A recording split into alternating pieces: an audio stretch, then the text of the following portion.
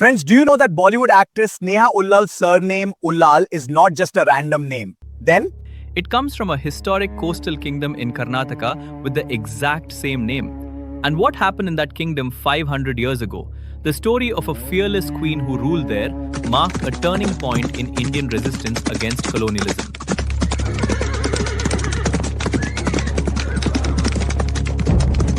A victory so powerful that it changed the entire trajectory of Bharat's fight for freedom. Yet, not many people know about it. Most of us have never even heard this name. And that's exactly what I want to change today. Listen carefully, because what I'm about to tell you is something that your history books deliberately omitted.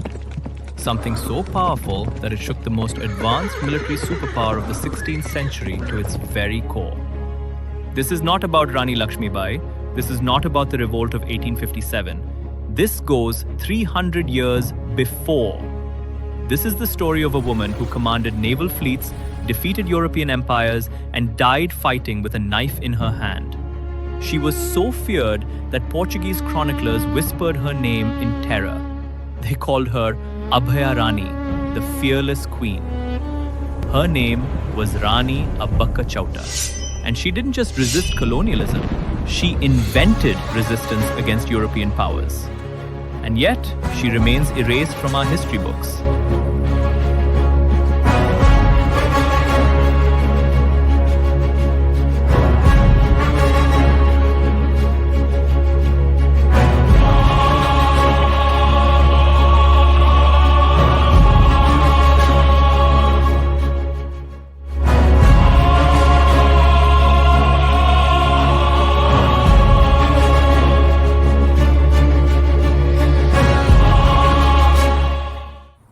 let me set the stage. The year is 1498. A Portuguese explorer named Vasco da Gama does something that changes the entire world. He discovers the sea route from Europe to India. Now, think about what this meant. For thousands of years, trade between Europe and Asia moved through the Middle East. Arab merchants controlled this route. They made enormous profits by acting as middlemen. But now, the Portuguese found a direct route. And they did what every colonial power does. They said, "We own the ocean now, and you will pay us tribute to use it." Between the years 1500 and 1510, the Portuguese did something extraordinary. They built a network of fortresses along the Indian coast like a string of pearls. Goa in 1510, Cochin, Div, Daman. Each fortress had cannons. Each fortress had ships. Each fortress had soldiers. They had technology that the Indian kingdoms had never seen before. Portuguese caravels with superior naval gunnery, artillery that could destroy stone forts from the sea, ships that could maneuver better than the Arab dhows. And then they created something called the Kartaj system. Picture this. Every merchant ship sailing in the Indian Ocean, whether it's carrying spices from Malabar, or textiles from Gujarat, or pearls from the Persian Gulf, had to buy a license from the Portuguese. A document. A kartaz. This document said, this ship has permission to sail. If you didn't have it, your ship was seized, your cargo confiscated, your crew put to death or sent to the galleys. This wasn't just military dominance, this was economic colonization. This was the birth of modern capitalism through violence. Now let me tell you about the prize everyone was fighting for: spices. When European winters came, people needed to preserve meat. Pepper did that. Cloves, nutmeg, cinnamon, these weren't just cooking ingredients. They were medicine. They were wealth. They were power. And they only grew in one place, Bharat. Particularly the Malabar coast. The spice trade made normal merchants into millionaires. And millionaires into emperors. By 1550, the Portuguese had turned this trade monopoly into an empire.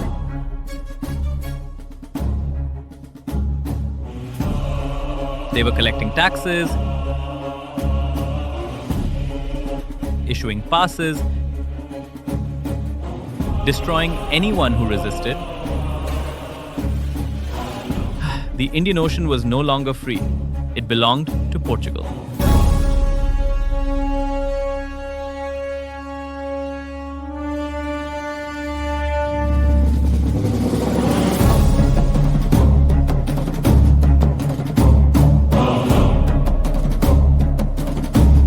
By the 1540s, the Portuguese had consolidated their power along the entire Indian coast.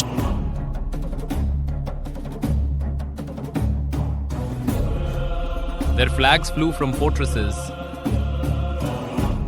Their ships patrolled the waters.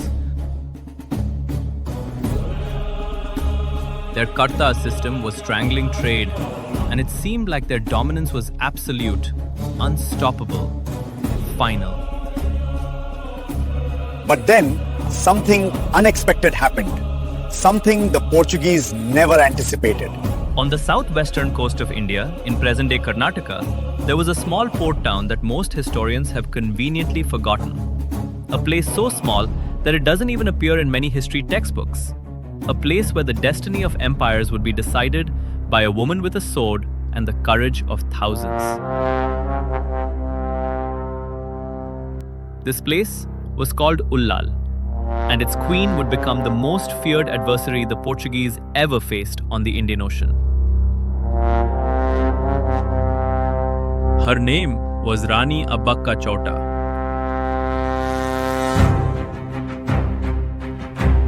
Now, you won't find statues of her in Delhi. You won't find her in mainstream history textbooks. You won't find her face on currency notes. But when the Portuguese whispered her name in their fortresses at night, they did so with fear.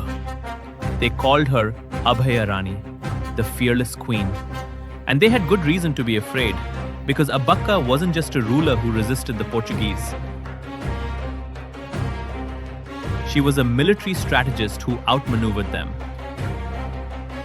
She was an economist who understood that colonial power flows through trade monopolies. And she was a woman in the 16th century who commanded armies, made alliances, and told the most powerful empire of her time, "Your dominance ends here."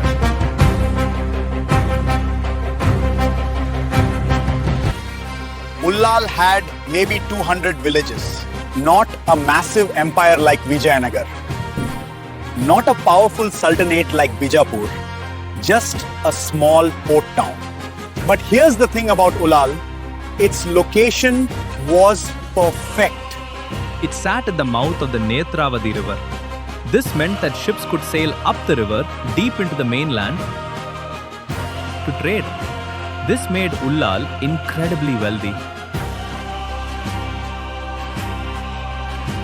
Arab traders came here. African merchants came here. Even Indian merchants from the Persian Gulf came here to buy spices and trade. The kingdom of Ullal was ruled by a dynasty called the Chowtas, and here's something unique about them. They followed a system called Aliya Santan. This was matrilineal succession. In most Bharatiya kingdoms, only men ruled. In the Chowta kingdom, women inherited power, women owned property, and women were trained in warfare and statecraft from childhood. This was incredibly amazing. When Rani Abbakka's uncle, Kirumala Rai, saw her potential as a child, he didn't say, "You're a woman. You should learn to cook and make babies." He said, "You're going to be a warrior queen." And he trained her in martial arts, in sword fighting, in archery, in naval combat, in diplomacy, in economics.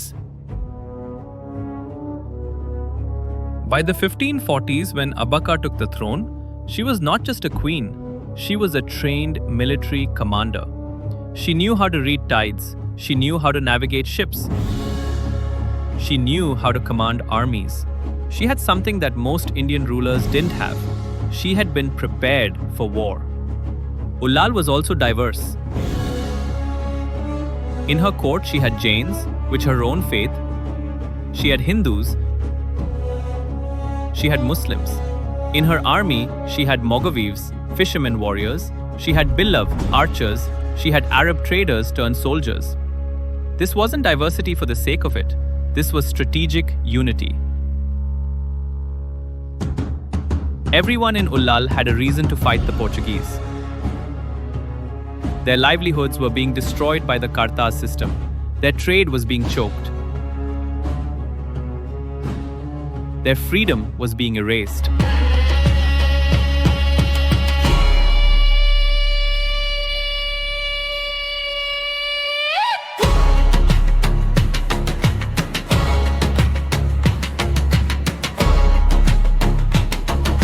In 1555, Abbakka was in her early 30s. She was running Ullal like a shrewd administrator. The trade was flowing, the treasury was full, and then an admiral named Dom Álvaro da Silveira arrived with Portuguese ships. The message was simple and brutal. Pay us tribute, or we will destroy you. Abbakka's response was immediate. The Portuguese didn't believe her. They said, "This is a small kingdom. It's run by a woman. It will capitulate in days." But what happened next shocked them. Abbakka had prepared her defenses. Her fishermen warriors attacked the Portuguese ships at night. The Portuguese boats were designed for open ocean, for naval dominance, but Ullal's waters were shallow. They were full of sandbars and hidden reefs that Abbakka's men knew by heart. The fast-moving Mogaweir boats outmaneuvered the heavy Portuguese galleons. Fire arrows, Agni Barn as they were called, rained down on the Portuguese sails. Ships caught fire. Sailors drowned. The Portuguese retreated. They tried again, but each time they were beaten back. After weeks of fighting, the Portuguese finally said, "Okay, we'll make a truce." And they left. They were stunned. They had never faced resistance like this. And here's the crucial thing. Abbakka's victory spread like wildfire along the coast. Other rulers heard about it. The Queen of Ullal defeated the Portuguese, they said. How is that even possible? But it was possible. And this made Abbakka a symbol. A symbol that resistance was not just possible, it was winning.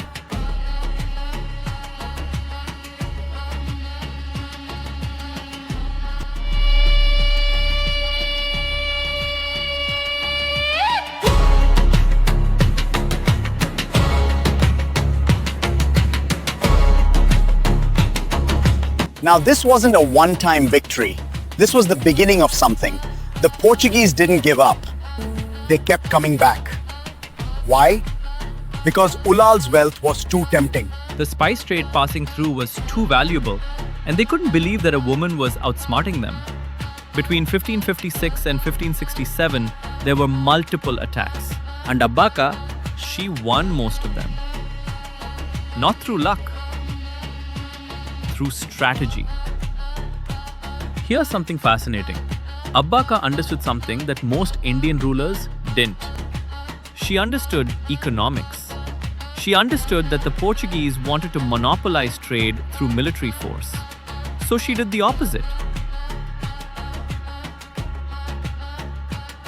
She invited trade. She said to Arab merchants, "Come to Ullal, trade without taxes. We will protect you from the Portuguese." She said to local merchants, "Don't pay the Portuguese Kartas. Come here. We have a free port." She created what we might call today a free trade zone. This wasn't just a military strategy, it was an economic warfare. Then, in 1567-68, something changed. The Portuguese tried a different strategy. Instead of just attacking Ullal's harbor, they launched a massive assault. They came with thousands of soldiers They tried to capture the fortress itself, and this time they succeeded. They captured Ullal, they entered the royal palace, they had won. But then, something remarkable happened. Abbakka escaped into the forest, and that night, with just 200 loyal soldiers, she planned something audacious. She would attack the Portuguese from behind. While they were celebrating their victory in the palace, Abbakka's men attacked them. The battle was fierce. General João Peixoto, the Portuguese commander, was killed. 70 Portuguese soldiers were captured. The remaining Portuguese fled back to their ships. And Abbakka didn't stop there. That same day, she marched 100 kilometers to Mangalore and attacked the Portuguese fort there. She killed Admiral Mascarenhas. She forced the Portuguese to leave the fort. Then she continued to Kundapur and captured the Portuguese settlement there too. In a single day, Abbakka liberated 3 territories from Portuguese control. This was not just a military victory, this was a statement. This was saying, the age of Portuguese invincibility is over.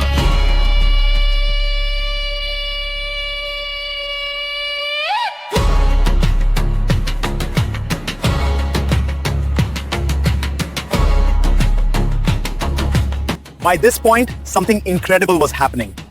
Abbakka's resistance was inspiring other rulers. The ruler of Calicut, who had also been fighting the Portuguese for years, looked at Abbakka and said, We are fighting the same enemy. Let us fight together.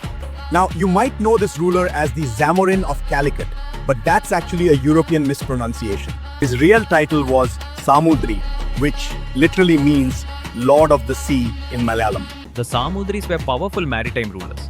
And here's something important. We must not follow European distortions of our own history.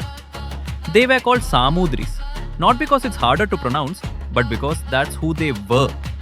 So let's call them by their rightful name, the Samudri of Calicut and not Zamorin. In 1570, they formed an alliance. The Samudri sent his best general, Kuttipokar Marakar, with a naval force to support Abbakka. This was unprecedented. Hindus, Muslims, Christians, all fighting together against a common enemy, Portuguese colonialism. This wasn't a Hindu-Muslim alliance in the way you might think. This was an economic and military alliance based on a shared interest, the freedom to trade.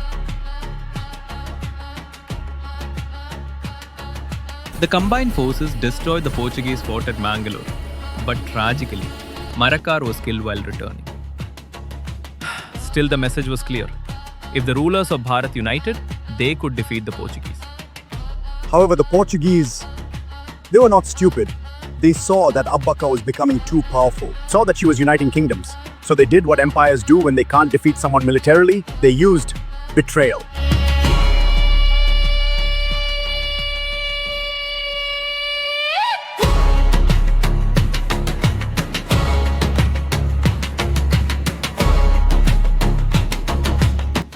Now, here's where the story becomes deeply personal. And this is important because it shows that even the greatest warriors face betrayal from those closest to them. When Abbakka was crowned queen, her uncle, Tirumalarai, arranged a strategic marriage to strengthen the region's resistance against the Portuguese.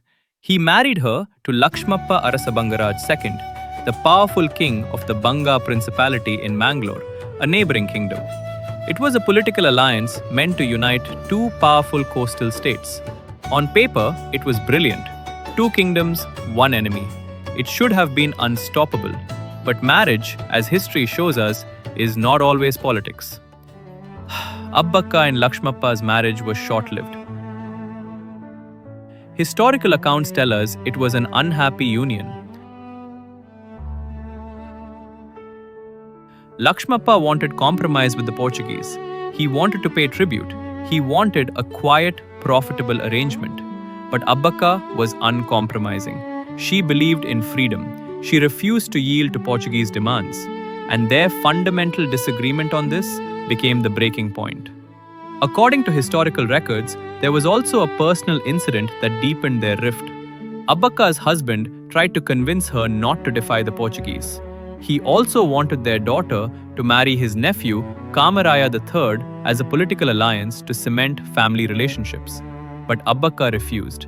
She believed their daughter deserved a choice, deserved to marry a worthy husband of her own standing. When Lakshmappa attempted to force this marriage, attempting to kidnap their daughter, Abbakka rescued her and arranged her own marriage instead. This act of defiance was unforgivable to Lakshmappa.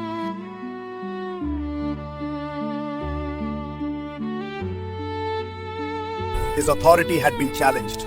His will had been defied.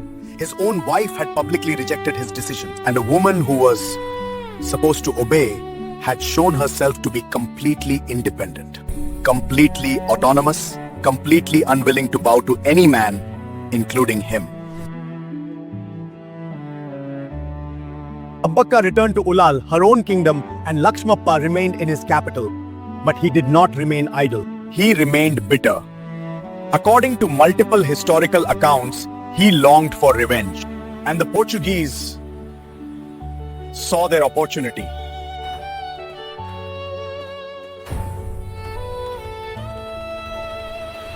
Your wife humiliated you. Your authority was undermined. But we can help you get your revenge. Help us. Betray her strategies to us. Tell us her secrets. Tell us when she is vulnerable. Your kingdom will be protected. Your authority will be restored.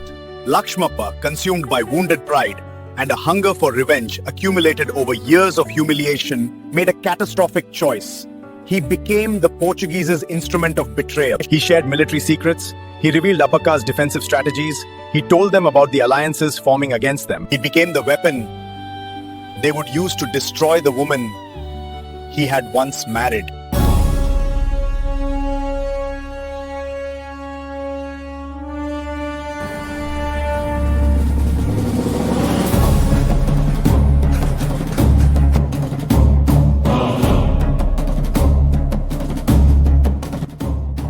It was with intimate knowledge provided by Lakshmappa.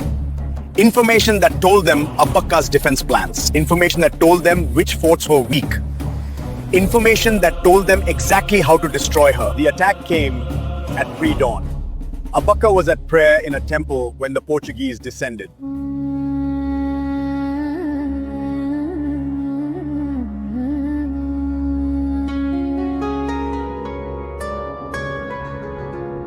यदि हे चैतन्य मुगुरेव भावश्चित चितः समन्भन्ते द्रव्या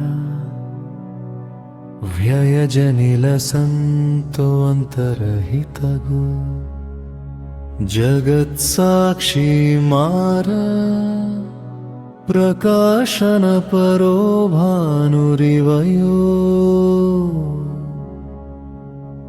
महावीर स्वामी नयन पथगामी भवतु मे.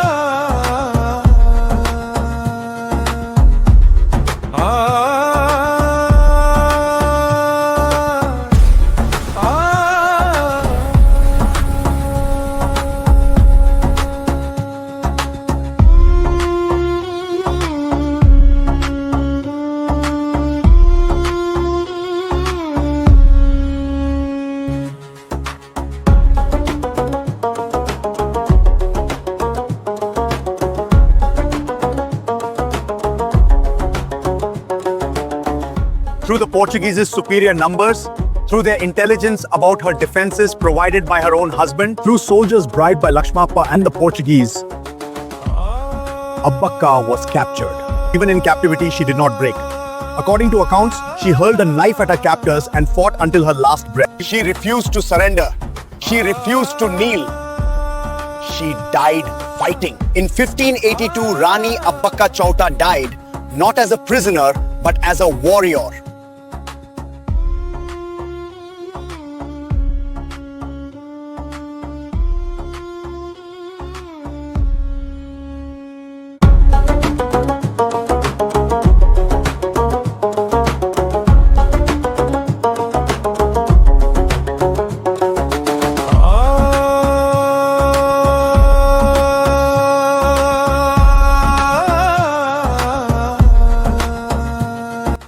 Now you're probably wondering, if Rani Abbakka was so powerful, so significant, why don't we learn about her in school? Why isn't she in our textbooks?